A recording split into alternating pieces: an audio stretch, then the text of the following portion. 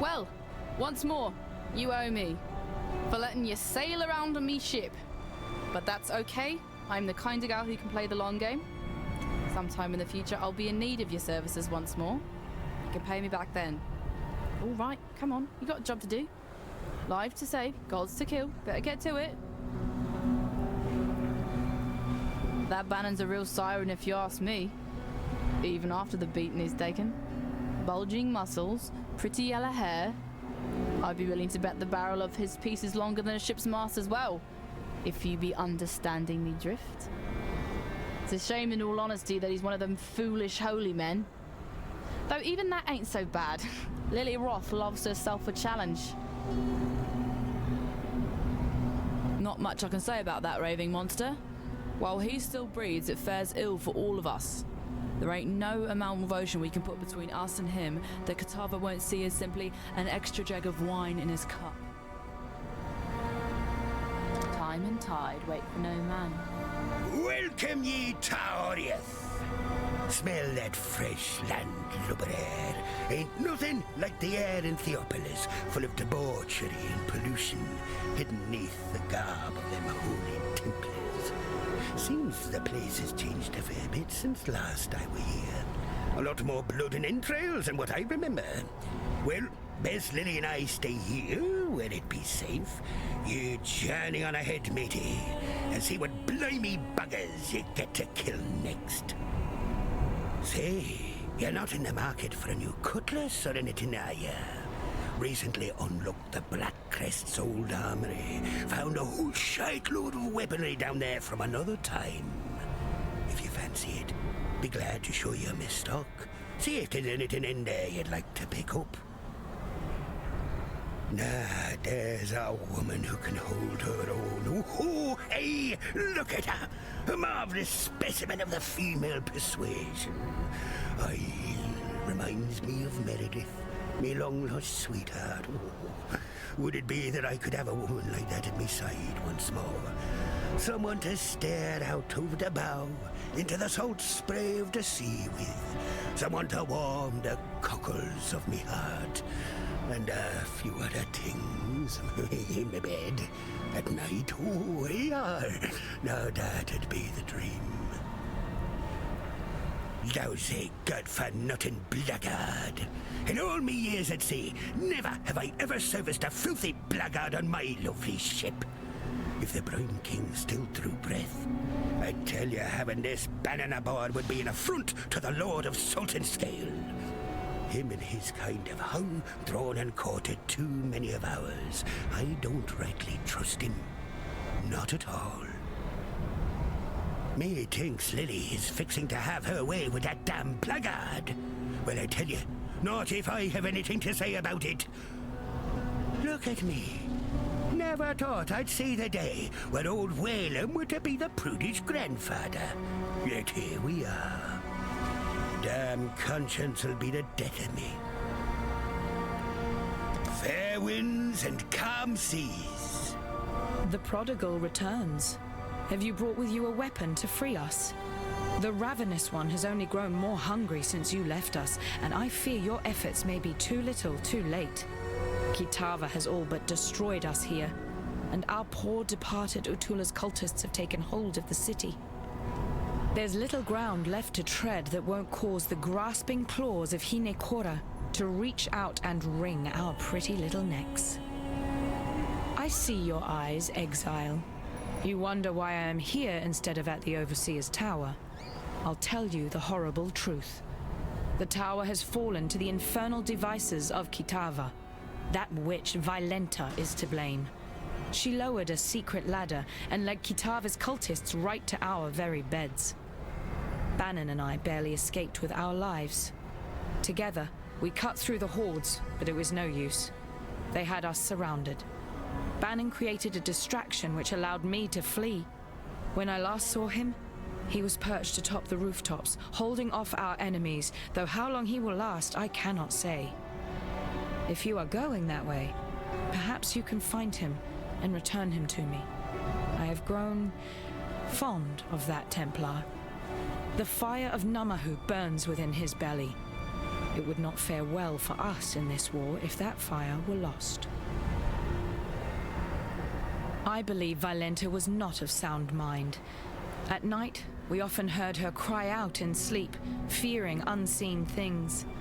I wanted to toss her out on the streets, let the beasts of this fallen city tend to her madness. But Bannon refused to leave behind one of his own. Would that he had listened to me. Vailenta thought that if she gave us up to Kitava, the Ravenous One would look kindly upon her. Well, look upon her he did. But what he saw and what she became is the thing of nightmares. Her nightmares, perhaps. In another life, perhaps Lily and I would have sailed the oceans together. I enjoy her presence and the conversation she brings. She has a call for adventure, coupled with a kind of optimism I rarely see. I hope that once all of this settles down, we might remain friends. I don't quite enjoy Whalem as much as I do his granddaughter, but Lily favors him, and so I will too, unless he does something truly horrid that forces me to revoke my opinion. A dark angel on your shoulder, perhaps? In another time, the presence of this god would trouble me, perhaps even frighten me. But in these days, I cannot afford the sensation of surprise. If he's helped you this far, as you say, then one might expect he will help you all the way to the bitter end, and that is good enough for me. Kitava's appetite has grown bigger than even his devotees had expected. His hunger moves faster now than his followers can keep up. I suppose the canals were the perfect answer to their problem, really. They converted them into one giant feeding trough to bring food to his mouth at a speedier rate. Before their god rose from the depths, Utula and his cultists had direction. They wished to see Kitava free to stage his horrifying banquet. I was foolish enough to believe these theological mumblings as symbols for Karui freedom. Now that their prophecies have come to fruition, the cultists have lost their minds. It's hard enough to believe the end times of your chosen religion will ever happen, let alone to last longer than the final pages of your holy book. For freedom. It is good to see that you survived, my friend. But then, you have fared far worse. The froth of a violent ocean should be no problem for you. While we have been absent, Oriath has become a necropolis, a swarm of Kitava's wretched servants. The situation looks more dire than I had first anticipated. Before we make our move, we must know what we are dealing with. I send you, Exile, as a scout, as the only scout that would stand a chance moving through the shifting forms of this nightmare. You must discover where Kitava resides. Only then can we issue our final blow. You needn't fret. The Dark Ember is still safely in my possession, and will remain so until our final confrontation with Kitava. That carnivorous blasphemy will fall like a log cut from the darkest of forests, and we shall watch him burn as Oriath and the rest of this world breathes a sigh of relief. Liliroth is a noble... how do you say it? Scallywag? I have witnessed the rise and fall of many great men and women over the eons, and Lily is well on her way to being amongst the very best of them. I suspect one day her name shall be sung in salty taverns the world around. I must remember to keep on her good side, now that she can see me. The beautiful pirate princess hunting down the great god Sin would make for a fantastic tale, I'm sure, but one I would rather have remain in the pages of fiction. Aside from my own presence, I no longer feel the vibrations of other gods. Though there may yet be more out there, for now, Wraeclast can breathe a sigh of relief. However, we must turn our sights to Kitava, who still gorges himself on those poor souls trapped in Oriath. You have drunk your fill of my kind. The essence of deity courses through your veins, waiting to be expunged upon a chosen victim. We can only hope it will be strength enough to face that demoniac of a god. Farewell. This is an absolute disaster. I am Divinia, Adjunct Archivist of the Templar Order. I've returned to Oriath to perform some critical research, but the whole city is in chaos. I've heard the people here talking about you. Now, if you're going into that madness, I have a favor to ask of you. Most of the Templar's secret archives have probably been looted or burned by now. But there's one trove only the Master Archivist and I knew about. It's hidden within my Order's ossuary. Now, if you can, please, go there and search for a particular tome. It's called the Mortonomicon, and supposedly contains everything the Templars know about immortality. I know you're dealing with Kitava and his cultists, but this may be just as important in the long run. The Mortonomicon Exitio Immortalis, as its lengthy name implies, is quite the difficult read. As a layer of extra security, it was written in the ancient language of the newcomers that were instrumental in the founding of our religion. Very few people can speak it, let alone read it. I'm deciphering the language at the same time that I'm translating and researching. It's mentally taxing to the extreme, but I have no choice but to soldier on. You can see him too. I thought I was hallucinating. Wait, you're working with him. Do you know who that is? He's the original evil. I won't have anything to do with a monster like him. It's all on fire. It's absolute madness. My heart aches for what they've done to my home, but I have a duty to perform, or else a worse terror than this might descend upon the entire world. I don't know her very well, but she seems very determined. I hope she survives all this. Have you seen their little black cat? I know Oriath is in chaos, but I can't help but feel my spirits lift when I see how cute and unafraid it is. Everything's gonna be all right. I just know it. In all my research, and believe me, I've done more than most, I've still never been able to figure out who the newcomers truly were. They learned our language, but theirs has been mostly lost over thousands of years. It has a completely different grammatical structure, too, so translating it is a slow and difficult task. If only I could find that elusive shrine. Until next time. Greetings. Greetings. Buggermead.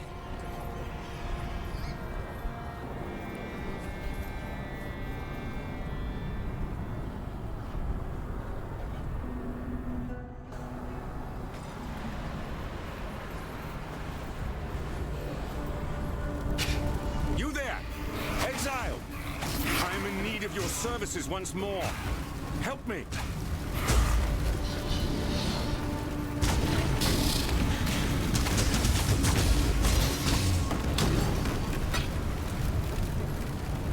Phew. I would thank God for you, my friend, if that weren't too on the nose. I felt for sure that this time it was my turn to depart our world. Kitava's cultists surrounded Lani and I a while back. We split up and I led a distraction so she could make best her escape. Funny, I really should have considered my own plan for evasion once I'd allowed her hers. In any case, it is good to see you again, Exile. Let us talk more in a safer space. I shall meet you back at the docks.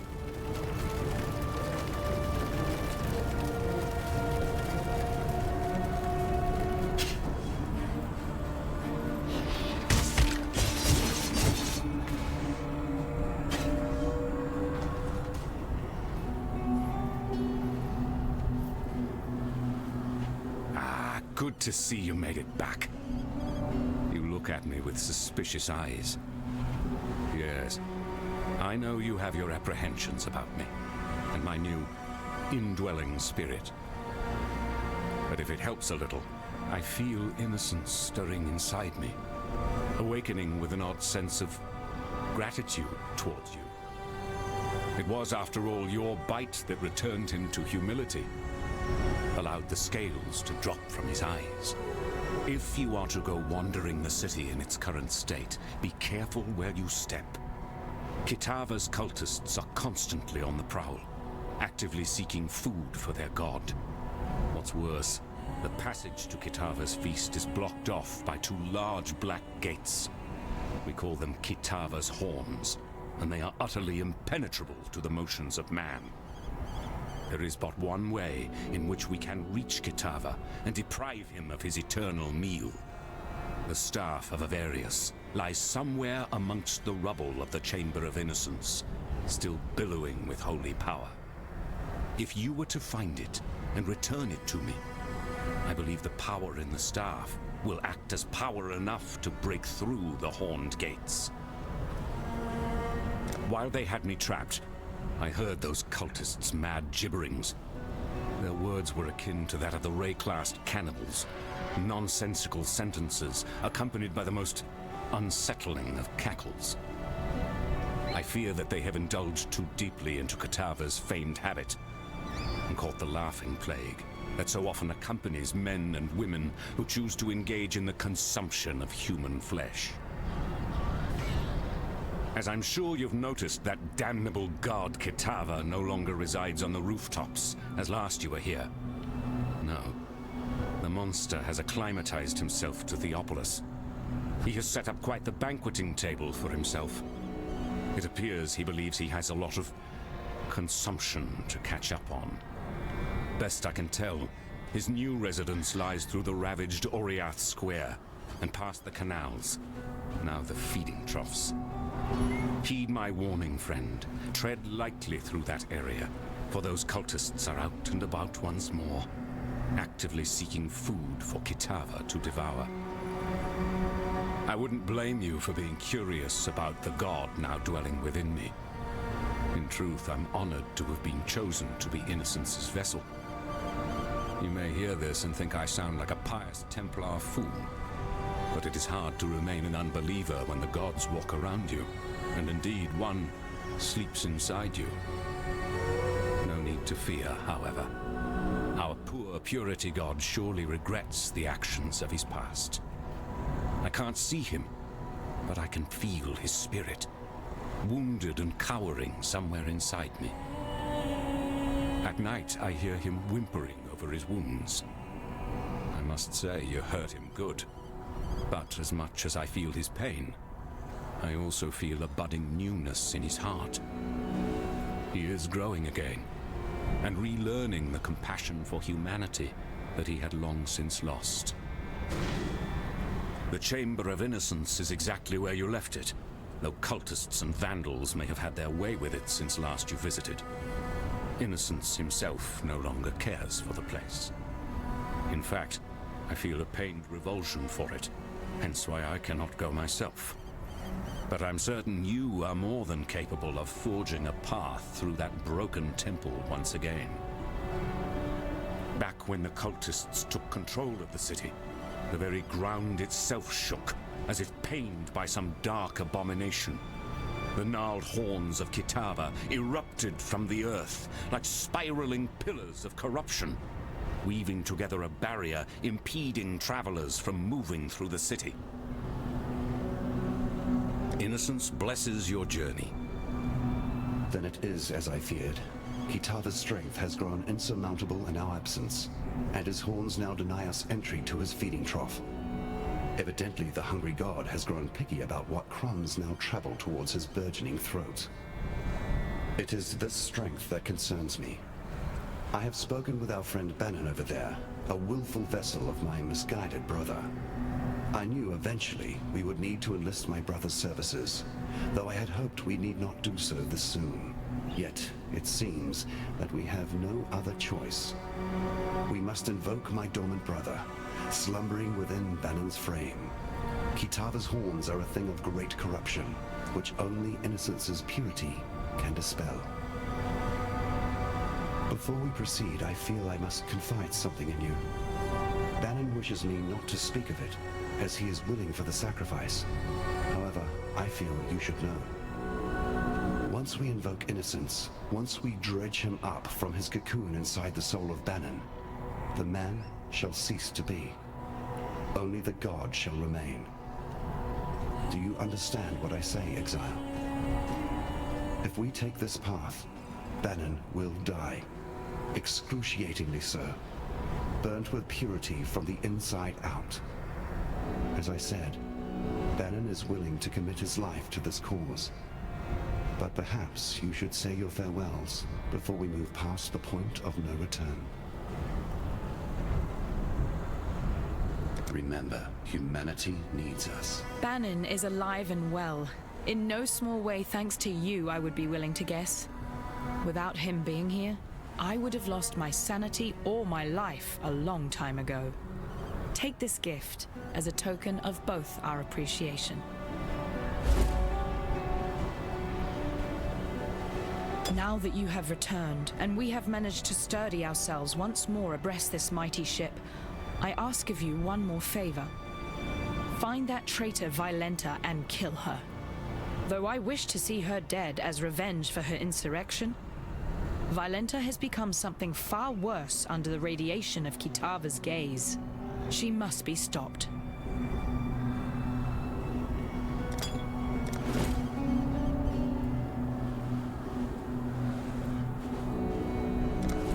Remember, we do this for freedom. Was a time when the ladies would be begging for a bit of old Whalem. But I ain't felt the warm caress of a woman in a long time, and it wounded me dreadful. During my time on the sea, I heard tale of Queen Edzeri and her penchant for using this land as a kind of vault for all her special shinies.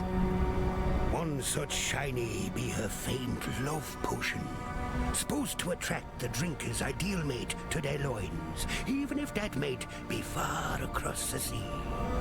Old Queen Edzeri kept the liquid in the skull of her favorite lover. Them damn Templars probably got their hands on it by now, and the potion's bizarre container has me thinking they probably went and tossed it into the ossuary along with the rest of the bones they got lying around. Exile, be ye the friend I believe you to be, then find a potion for me so that I can experience true love once more. Always keep your eyes on the horizon. Now that the Brine King is nothing but crab meat, his sunken domain, the ancient city of Soartha, is ripe for the plundering. My granddaddy once dedicated a good portion of his sailing life trying to hunt down the location of that monolithic city. Then, while he were otherwise indisposed, yours truly tried to follow in his gnarled footsteps, track down the teardrop, a pearl as big as your head, carved with the clues to the city's subaquatic location. I was this close to completing my grandfather's legacy when those damn Templar privateers raided me ship and took off with the teardrop, threw it in their reliquary here in Theopolis. As it were, now's the perfect time to retrieve that dazzling pearl. Think you can nab it for me? I'll make it worth your while. Maybe tick it off the list of things you owe me. Every cell-dwelling lad or lass knows of Soartha. They call it a city, but more of a slaughterhouse than anything else. Old Salty himself ruled over the place, treating its citizens as morsels from his own personal pantry. Those who weren't devoured outright were picked to try continue his family line. They became fishwives like that pretty young Nessa near ended up being. Well, the Brine King, as you know, was forced into a slumber beneath the ocean, and the city was said to have joined him there as well. A few folk managed to flee from the collapsing coral shards, start new lives for themselves, but I'll be reckoning they left all their valuables behind. Were a long time ago now. Them privateers took the teardrop, threw it in the reliquary, then took yours truly and threw me in those goddamn slave pens. Far as I can tell, they never did work out what the teardrop was for. Lucky me, I suppose. It was tough, but with the help of a few other undesirables, I managed to find me way out of them pens and into the reliquary. Made an attempt to burgle back what was burgled from me. Boy, did we sure underestimate the size of them guards the Templars had on the place. Only I managed to escape unscathed. My accomplices weren't to be so lucky. They ended up in Wraeclast, much like yourself. Fact, I believe you may have crossed paths. Creighton? Elira? Oak? Time and tide wait for no man. I'm here to... Yes?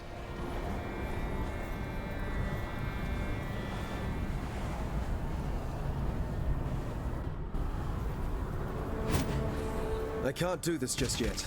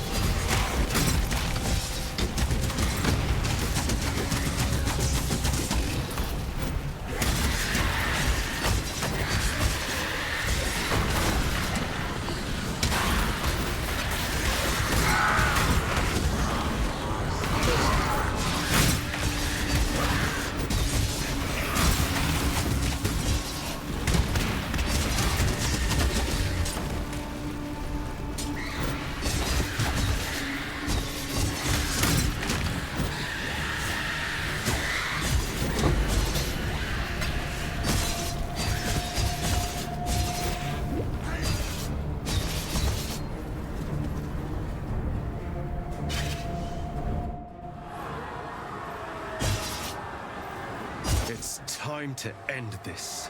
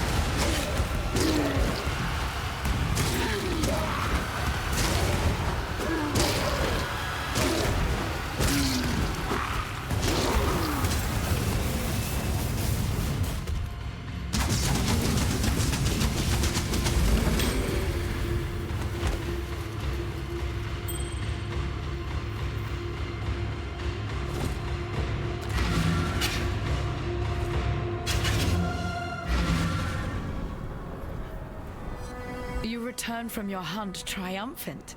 Then Violenta is dead. I wish I could say that a celebration is in order, but in our current existence, I've had all I can stomach of banquets and feasts. Here.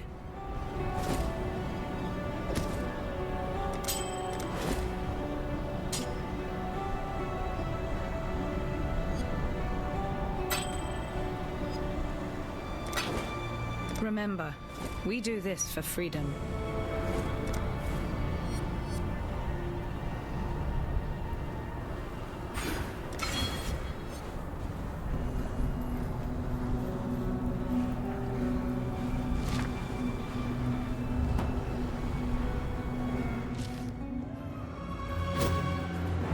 I can't do this just yet.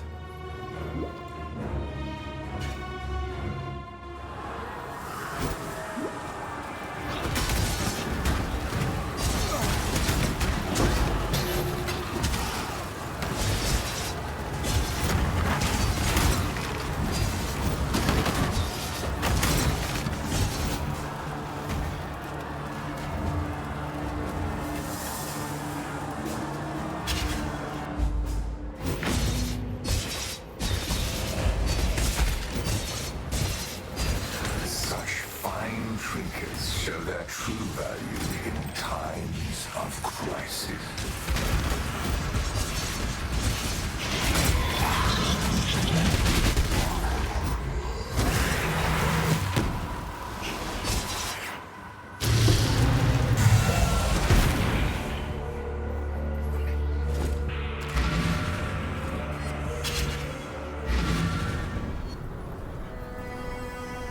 Exile, you're a giant among men. You got no idea how long I have yearned to have this beauty once more in my hands. The teardrop is surprisingly still in pretty good condition. Not too typical of the baubles them Templars like to steal. We'll stick around a while longer, but once things settle down, my grandfather and I will be setting sail with Sir Arthur firm in our sights.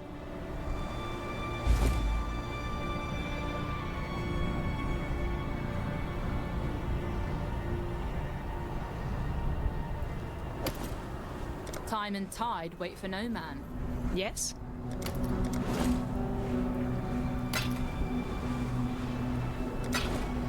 Remember, we do this for freedom.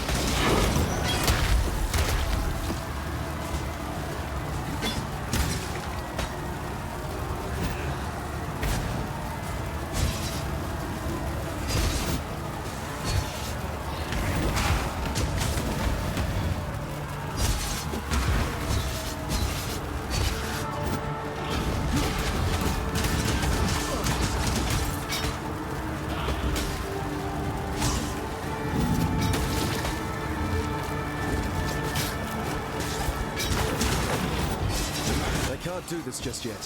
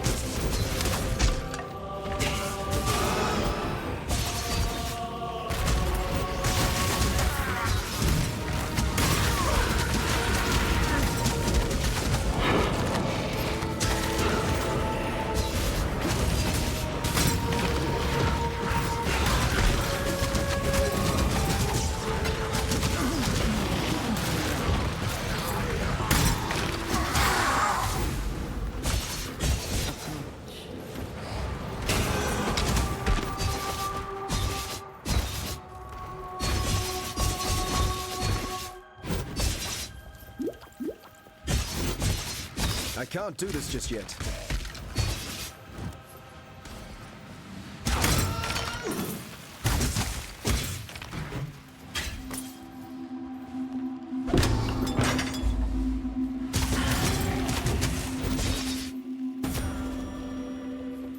I could hardly hope for better results.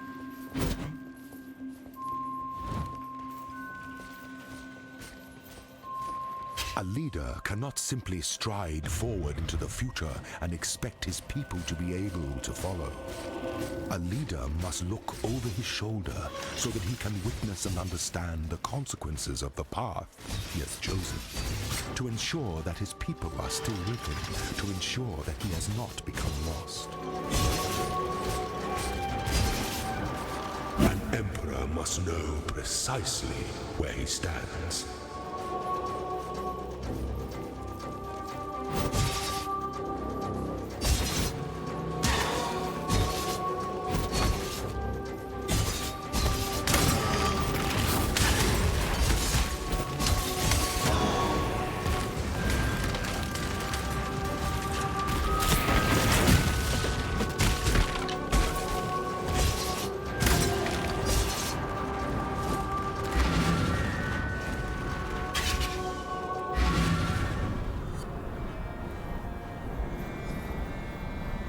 You found it! Bless your boots, Exile! Me lady problems will be over at last. Let's give it a go then.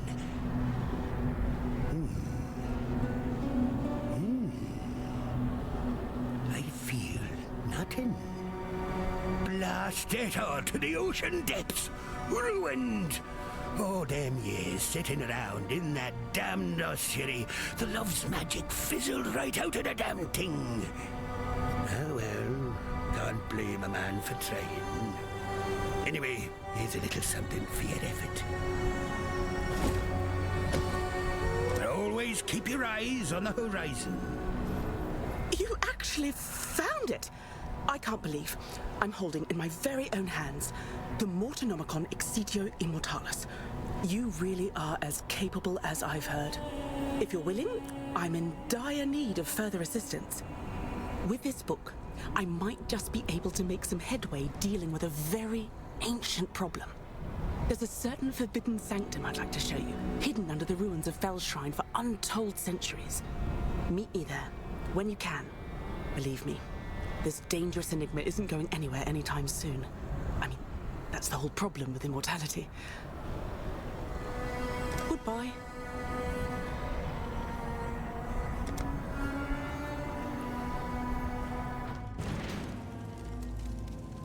This may not be the most pleasant of places, but I brought you here to assist in exploring its depths.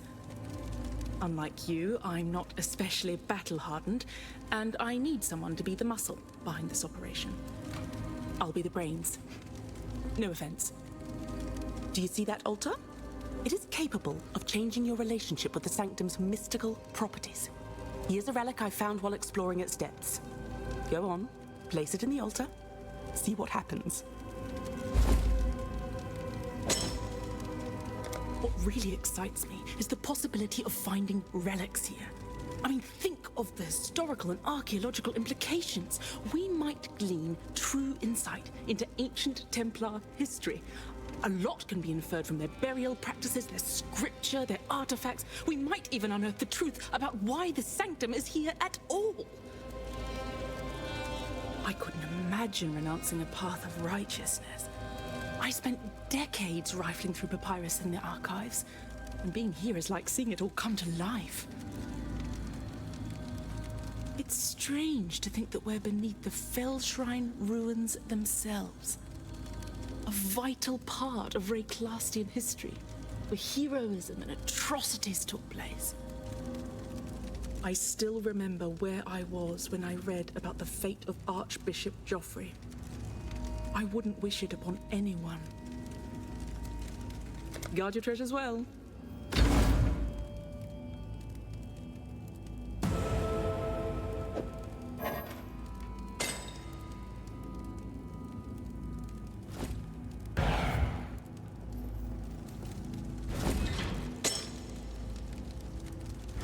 can see the energies shifting around you.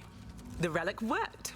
Now keep an eye out for more of them, especially the oldest ones, original artifacts from the time of the very founding of our religion. The Templars built this place to hide them, among other things. Keep safe out there, explorer.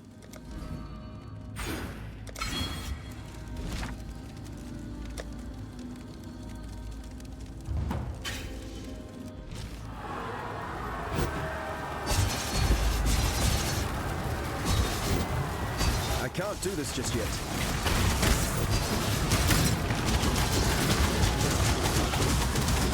Exile, you are a welcome omen. There are no more worthy beasts nearby, so I now will go feed the ones we caught.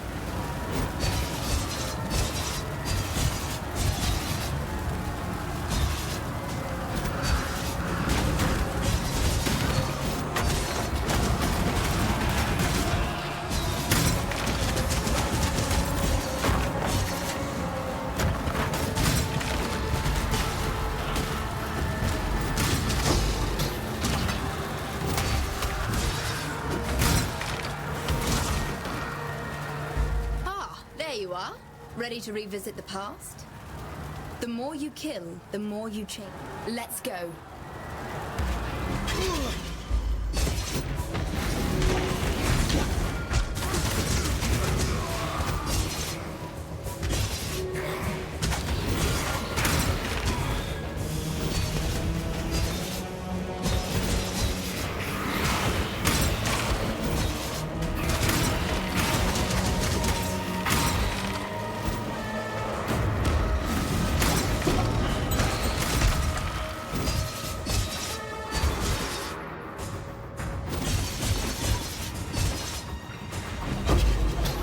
Exile. Queepalartle has a mind for the Nexus, and with this action of yours, that mind continues to grow. The temple looms...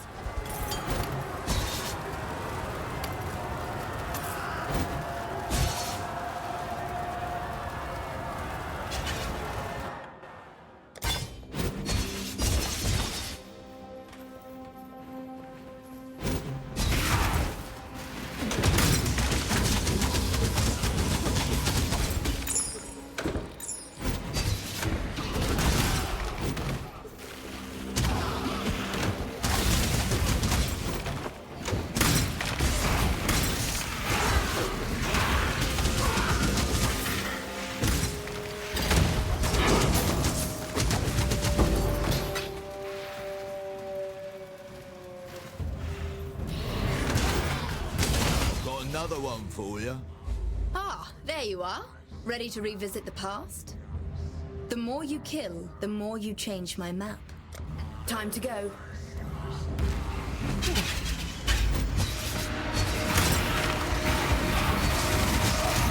You die rather well.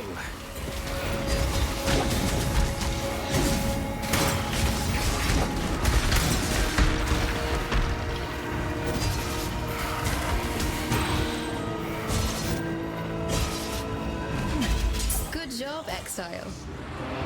You've paved the way for a heavily armored defensive force to take up residence.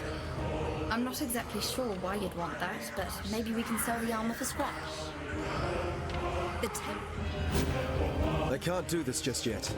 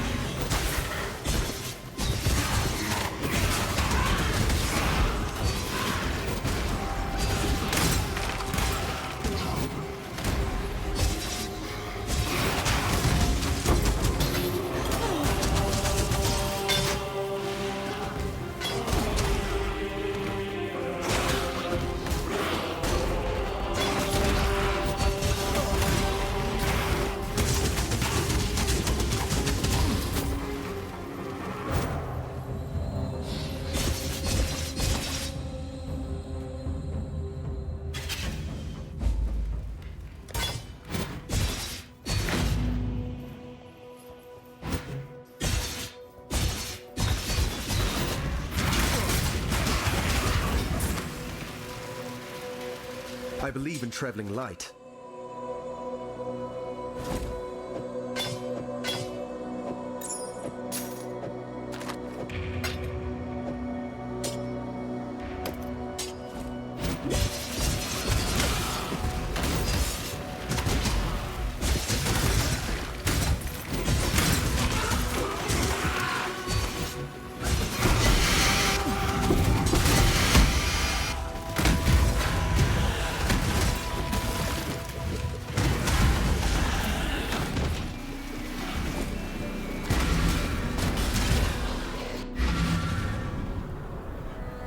Greetings.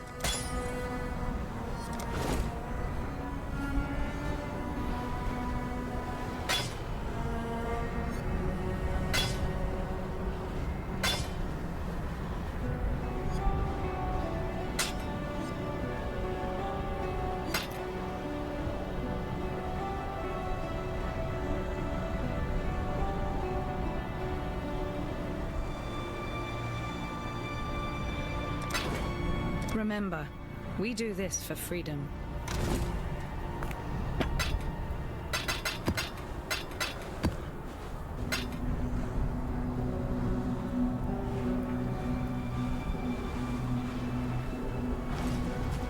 I'm here to serve.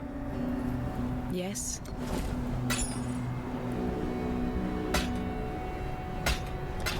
For freedom.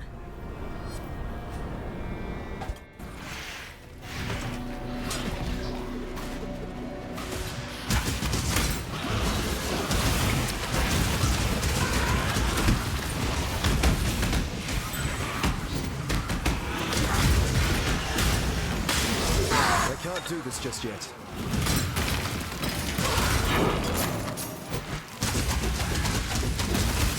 Approach.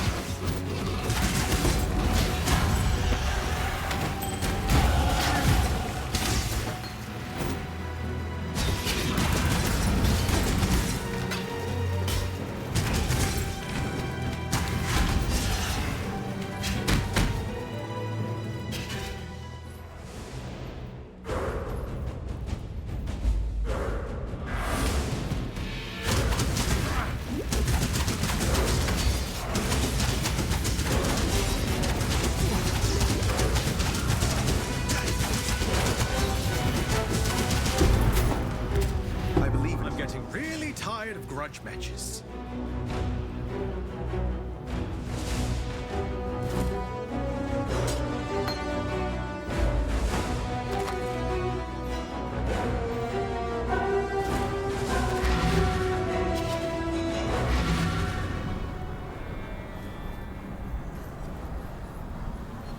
I fear I have not been entirely honest with you, my friend. While it is true that this staff can forge a path for us through Kitava's horns, it has the ability to revitalize innocence into waking fully. And that is where the staff's true power resides. In this act, I will become his host in the fullest sense. And together, he and his brother Sin will be able to ally with you against the forces of darkness.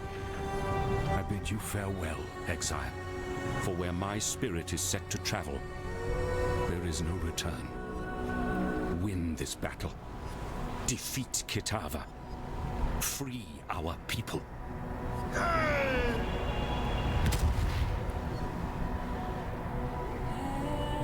I am reborn. A new god in a troubled land. Brother, you have seen better days, I am sure. But for now, you must rouse yourself. We have work to do. If ever you wish to make right the wrongs of your past, help me now. As once I asked you in the early days of mankind. Do this for me, and I shall consider our quarrel to be at its end. Go, do battle, anointed Exile. Though my brother and I will aid you, I sense the universe conspires for you to be the savior of our world on this day.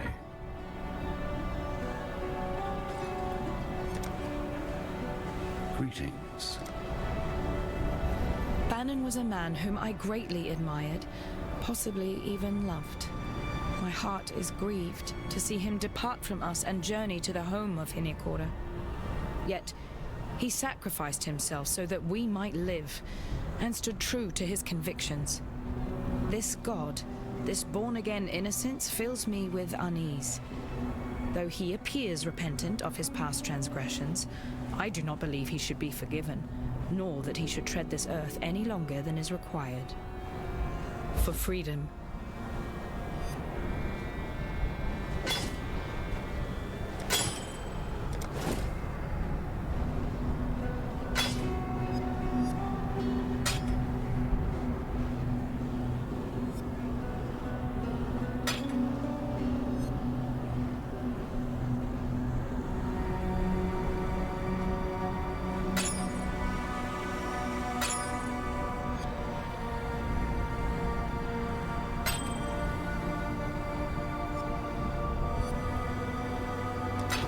For freedom.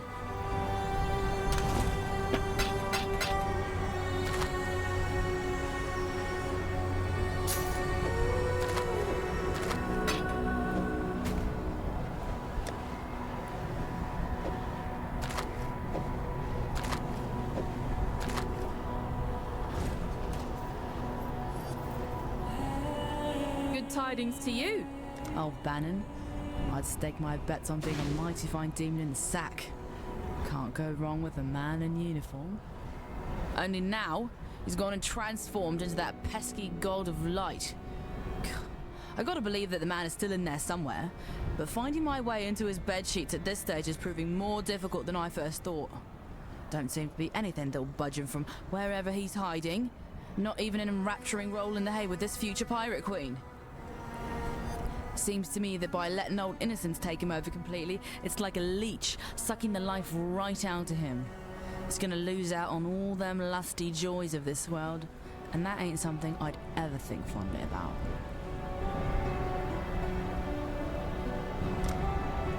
Time and tide wait for no man. Ahoy!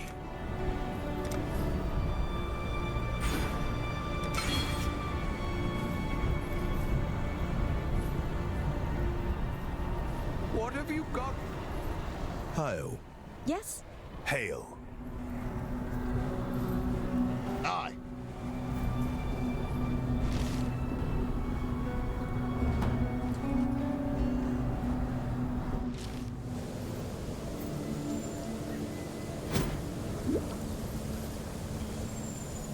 Justice will prevail.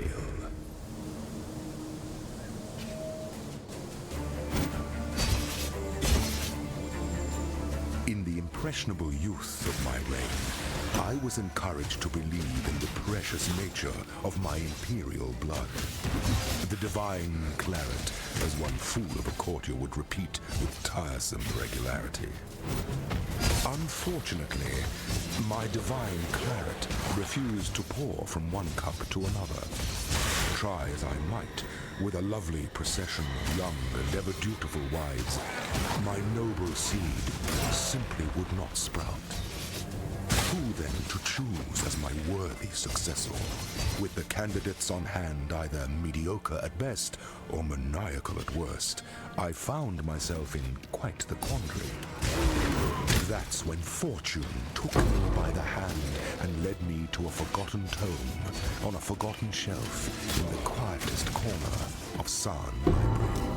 A tome entitled Ancient Traditions of Asmarian Ascendancy. The rest, one might say, is history.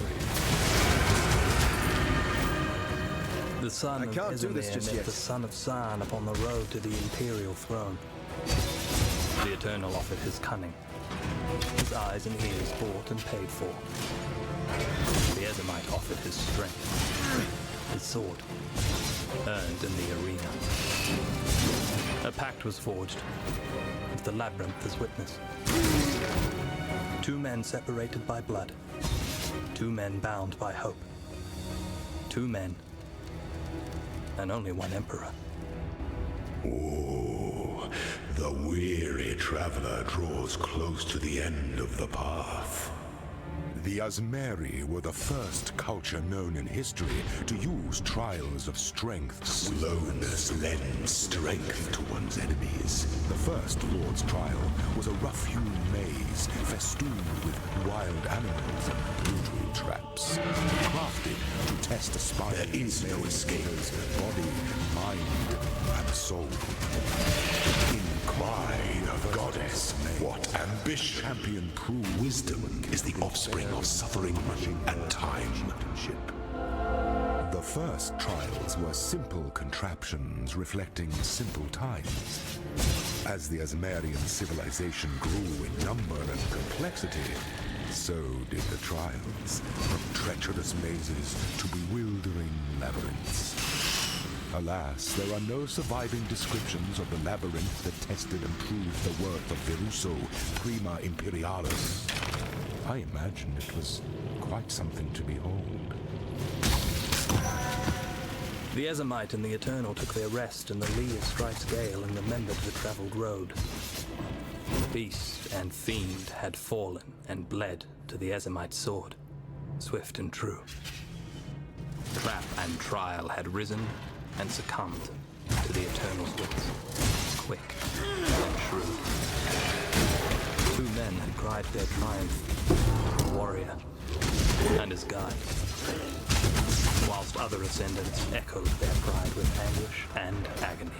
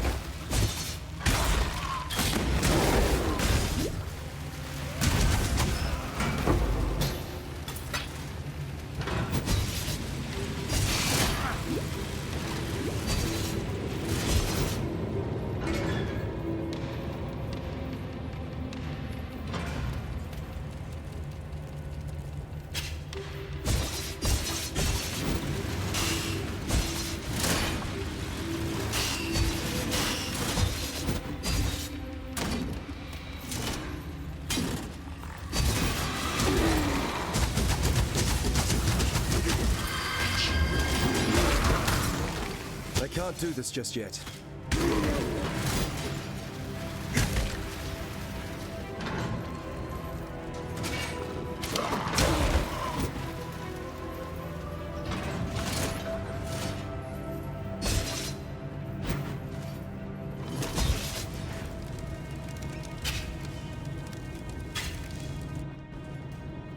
When the time comes to strike, an emperor strikes without hesitation. To entertain doubt is to dance with some things that slumber should never be awoken.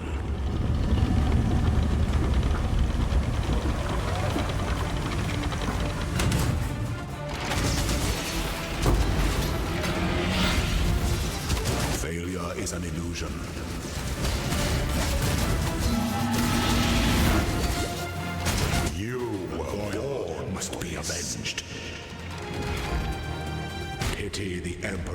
sits alone on his throne.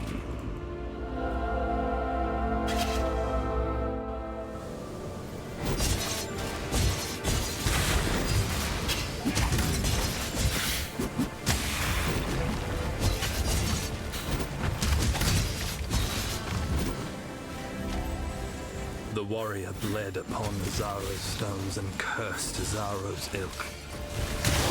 He looked upon the walls of his tomb, built by his masters. Enemies.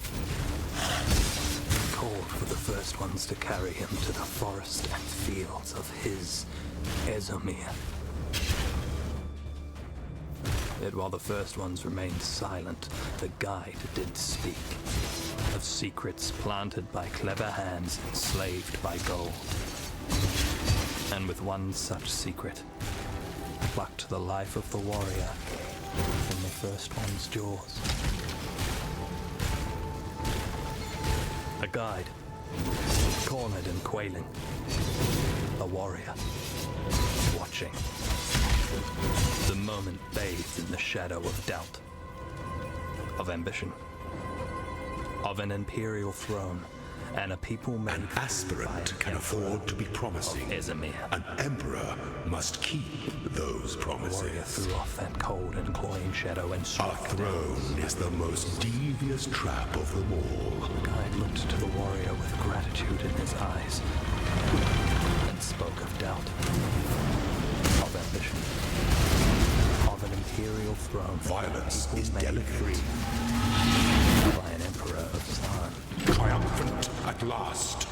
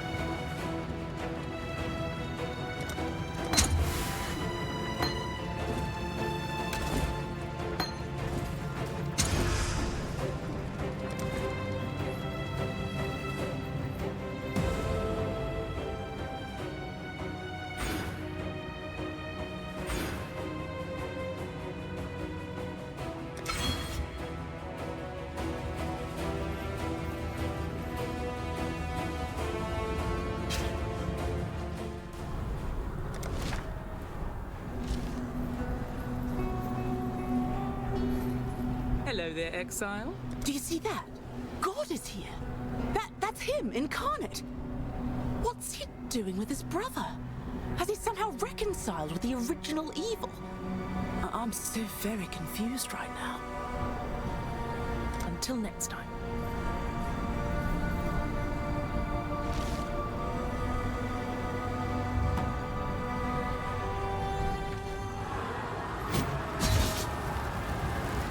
Bone and corruption shall not impede the path of purity.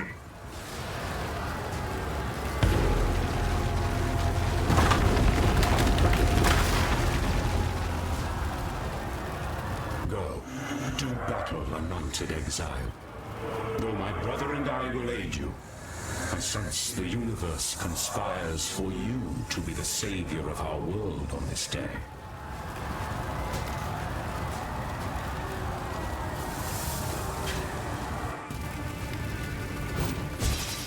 I can't do this just yet. I don't suppose there's time to convince innocents to put some clothes on for this battle.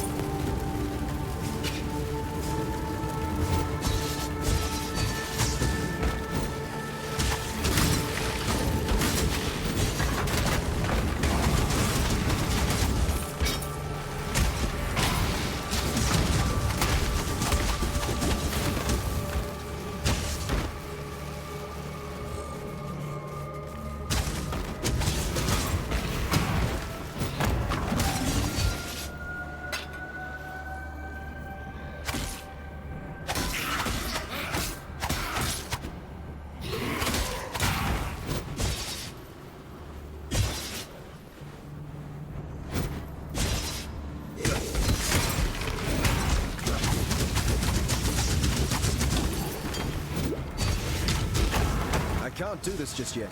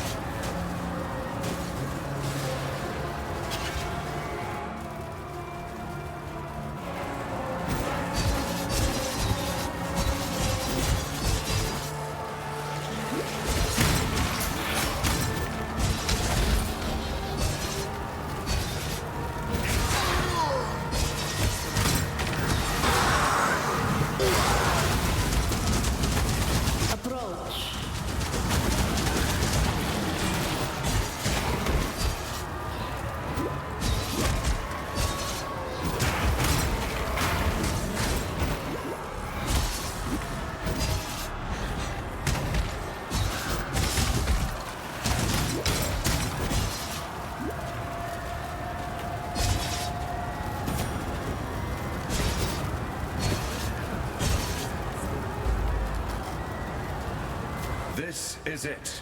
It all comes down to this moment to finally put an end to Kitava. Go, Exile. Together we will save humankind.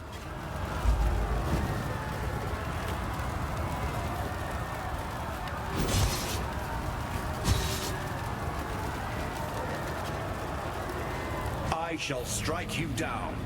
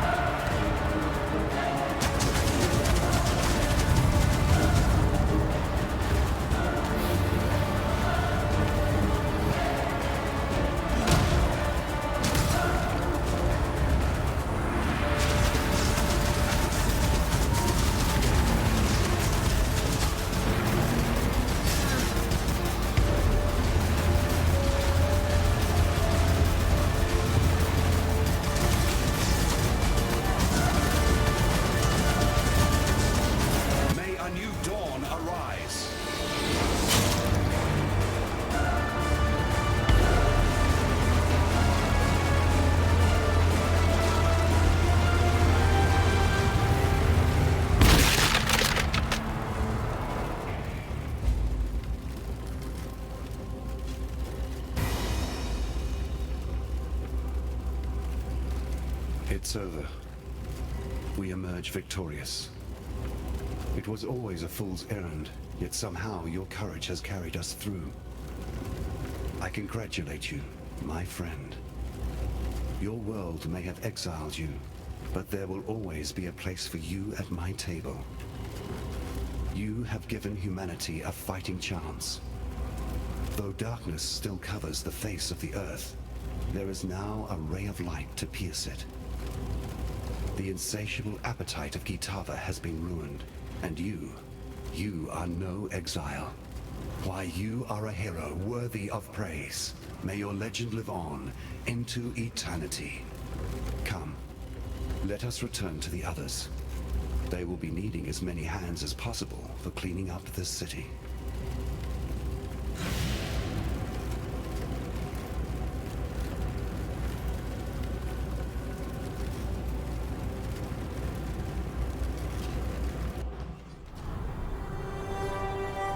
By the high seas, you actually did it! You won a duel for the ages against Kitava himself. Sailors will be singing shanties about your victory for generations to come. But if I've learnt anything from you, duelist, it's best to leave them wanting more. Let's find you a flagon of ale and a fresh start. Leave the rebuilding to those better suited than scoundrels like us. Time and tide wait for no man. Sancta, see! That bloody sod is gone from our world. Can't tell you how many times I've heard them Karui savages gibbering in fear over that cannibal god. And of course there's this horror to account for as well. I don't think there's a man, woman, or child in the world that won't be praising your name tonight over a glass of their finest grog. Speaking of which, where's a man to go to find a little fire water around these parts? Always keep your eyes on the horizon. By the light of Ramako, you did it. You, a mortal, have crossed the threshold between God and man and struck the Ravenous One asunder. I'd always held out hope that you would succeed, but at night I would stay awake worrying that perhaps that hope was a foolish dream. But you've done it. You are no longer in exile, my friend. I honor you, and I'm certain the rest of the world will honor you as well.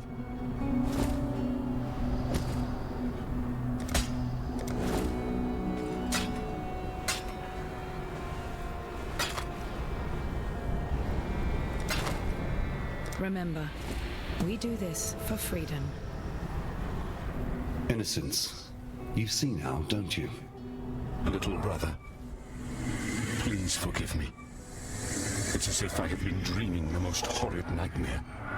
And now, at last, the haze of sleep lifts from my eyes.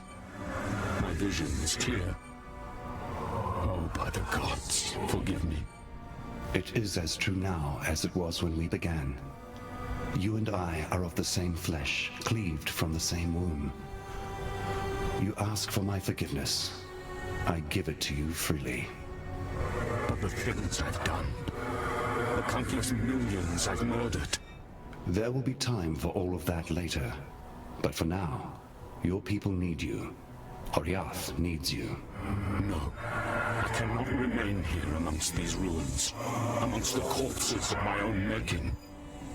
These people, they need you, brother, and your hero, not me. Then what? Where will you go? What will you do? Isolation. I shall go south, as far south as one can travel in such a fleshly form. There are things I must think on, the redemption I need plan, if my conscience decides I am worthy of such a gift. You would seek forgiveness in the ice at the bottom of the world. I would, should you let me. Go. Seek out that which you need. Find who you are. Make pilgrimage. Journey on your path, brother. Only return to us one day. Thank you, brother. You have heard my admission of guilt and my plea for forgiveness. Yet I sense in the glowing embers of your eyes that you will be glad to be rid of me. I don't blame you, mortal. Nor do I begrudge you for your continual anger. The sins I've committed, although bad enough, are made worse by the lens of pride I once viewed this world through. I agree with your judgment. And though I wish never to return from my banishment, I have made a promise to sin that I shall one day rejoin this world. But until that day, I will remain in the furthest south, in a place of ice and ash, of blistering seas and abysmal storms. I shall meditate on my wrongdoings, until a way of making amends to the millions of lives I have murdered and ruined reveals itself to me. Hello. Good day. I knew everything would turn out all right. I had faith in you the entire time. Goodbye. Hero? Hell. Aye. Glad to see you. Ahoy there!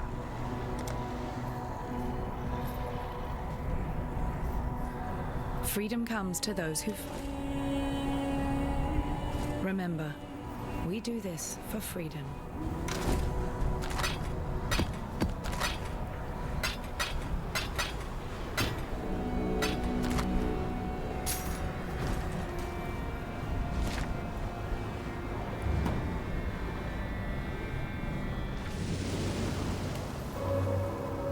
Enter. I was sent a dream about this. We can give this piece of the enemy to the Genesis tree to cultivate her growth. I will attach it to her. Bring me more like this, if you find them. A healthy subject. I shall attach it to the Genesis tree. Watch as she grows. With each victory, we shift the balance of power. Drive them back.